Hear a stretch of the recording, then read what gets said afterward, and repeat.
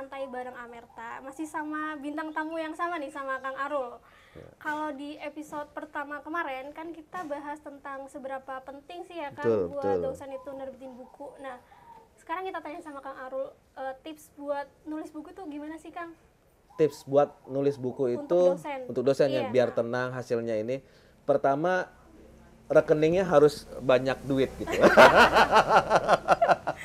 Jadi nggak mikirin apa, enggak. Jadi begini, tipsnya adalah kita harus tahu dulu memanage waktu. Nah itu penting, memanage waktu itu penting dulu. Karena gitu kan biasanya dosen sibuk juga ya. Wah, dosen sibuk banget, sangat sibuk banget gitu kan. Iya, saya punya teman namanya Aan ya, Aan itu dia kaprodi, bentar lagi jadi rektor gitu kan. Belum urusan akademik gitu kan, baru duduk aja mau nulis, ada yang bimbingan skripsi gitu kan, belum apa-apa, ada yang wisuda, ujian segala macam, administrasi, akreditasi itu pasti banyak. Nah, dengan jadwal yang cukup padat seperti itu, tips pertama adalah dosen mesti bisa nyuri-nyuri waktu untuk nulis buku. Kalau saya pasti nyuri-nyuri waktu tuh untuk nulis buku gitu kan. Karena kita udah tahu, oh sibuk banget gitu kan. Apalagi Kang Arul kan ngajar S1, S2, S3. Ngebimbing S1, S2, S3 juga sibuk gitu kan. Wah sibuk banget, belum lagi kesana kemari. Tapi itu tadi, setiap ada waktu luang saya menulis. Jadi tips yang kedua, kita tahu waktu. Yang kedua adalah kita tahu memanfaatkan waktu luang itu untuk menulis gitu kan. Jadi harus pintar-pintar nyuri waktu ya Kang? Sangat harus pintar-pintar nyuri waktu gitu kan. Tapi persoalannya adalah begini. Buat dosen sebenarnya dia mudah. Kenapa saya bilang mudah gitu? Karena dosen itu kan ngajar. Iya. Saya selalu bilang ketika memberikan pelatihan menulis untuk dosen-dosen bahwa tidak semua dosen itu akan bisa menulis. 1 bulan selesai naskahnya gitu kan. Saya yakin itu, 100% saya yakin itu. Kenapa tidak memanfaatkan waktu pertemuan kuliah saja dimanfaatkan untuk menulis? Caranya kayak gimana? Jadi sebelum ngajar kan bikin PPT, PowerPoint kan gitu kan. Nah, bikinlah artikel itu 5 sampai 10 halaman. Gitu kan. Jadi besok yang mau ngajar sambil bikin PPT, bikin artikel itu 5 sampai 10 halaman sambil gitu bikin kan. tulisan. Sambil bikin tulisan dari PPT itu. Coba bayangin, 14 pertemuan, ya kan? Selama 6 bulan itu akan menghasilkan 140 halaman. Nah, tinggal cari waktu untuk ngedit, nambahin referensi gitu kan. Nambahin data, kasus segala macam, itu cara yang jauh lebih efektif.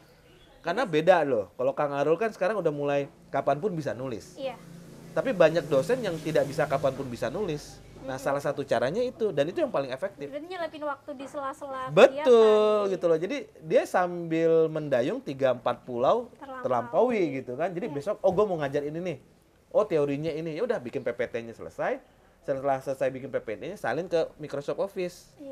Udah tulis aja 5 halaman dulu atau 7 halaman atau 10 halaman. Jadi gitu. Semuanya kena ya Kang, ngajarnya semuanya kena, tulisannya juga dapat. Tulisannya dapat dan nggak usah diedit dulu. Nanti editnya belakangan. 14 kali pertemuan kan nggak terasa 6 bulan. Tiba-tiba dia sudah punya bahan 140. Nah, 140 betul, 140 kan tebal. Nah, 140 itu ya tinggal diedit. Atau 5 halaman lah. 5 halaman 14 kali pertemuan kan sudah mendapatkan 70 halaman.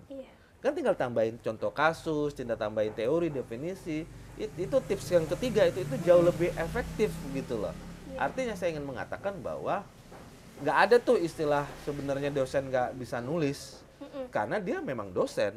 Kewajiban dia menulis gitu kan, karena salah satunya kan setelah pengajaran penelitian kan ada pengabdian. 3 pilar Tridharma perguruan tinggi ini basicnya adalah itu tadi, harus bisa nulis. Gitu loh. Jadi nggak ada alasan buat nggak ada waktu gitu ya? Sebenarnya sih nggak ada alasan gitu, karena even dia bikin PowerPoint sebenarnya dia sedang menulis gitu kan, betul kan?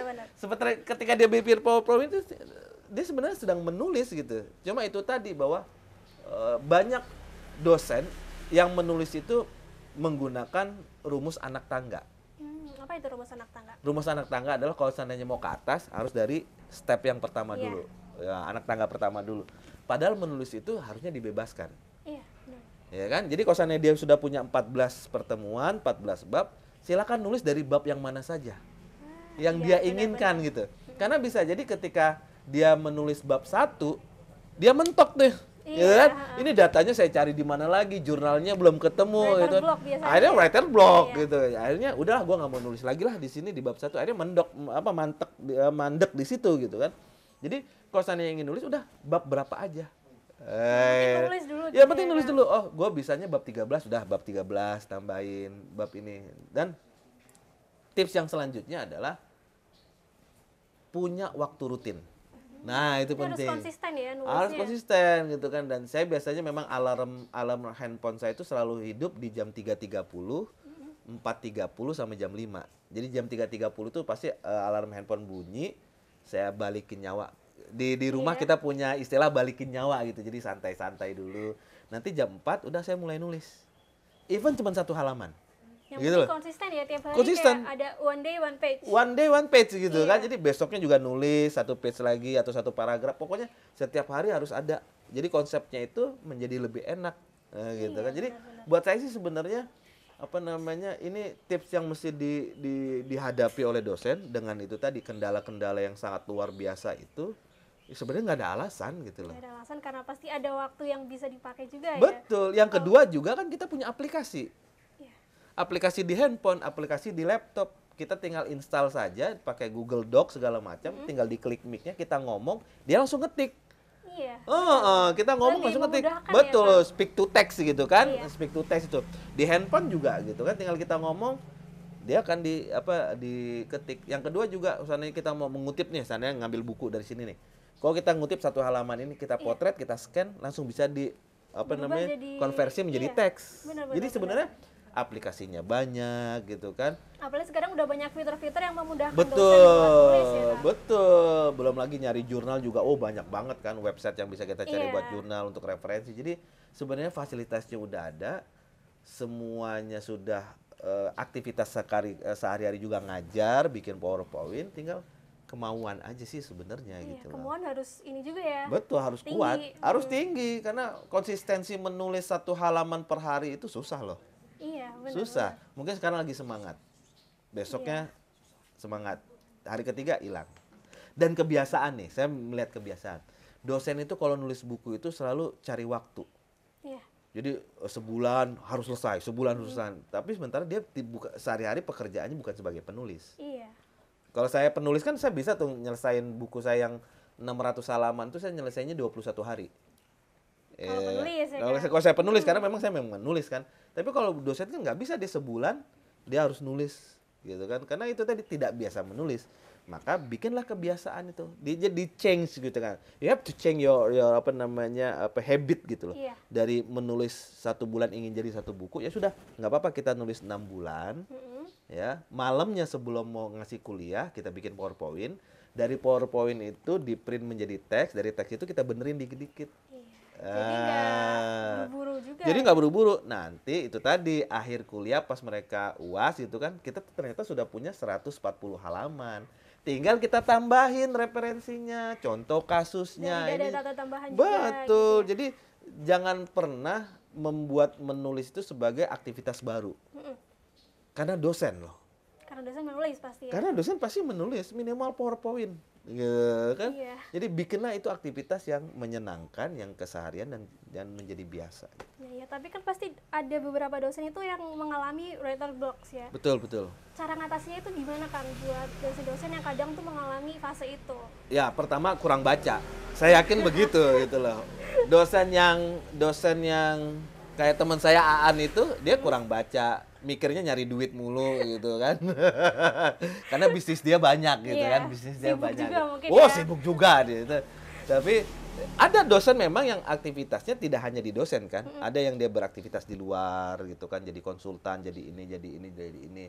Ada juga dosen yang memang waktunya memang di kampus saja. Karena memang fungsi dosen kan memang tidak hanya sekadar menjadi tenaga pendidik kan. Iya.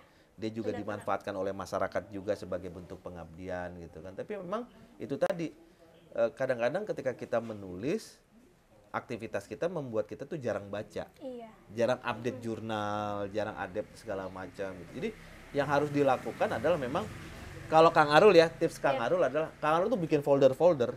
Jadi di laptop itu ada folder ini, folder ini, folder. Jadi ada puluhan folder yang isinya tuh calon buku semuanya. Berarti udah kayak ada outline-nya gitu ya? ya? Sudah ada outline-nya. Jadi ketika lagi iseng gitu kan, lagi baca koran ada data yang bagus dipotret, masukin folder itu pakai Dropbox atau Google Drive. kemudian lagi santai kayak gini nih kan, tiba-tiba saya ada buku menarik manajemen strategik gitu kan di lembaga pendidikan yang diterbitkan oleh Amerta.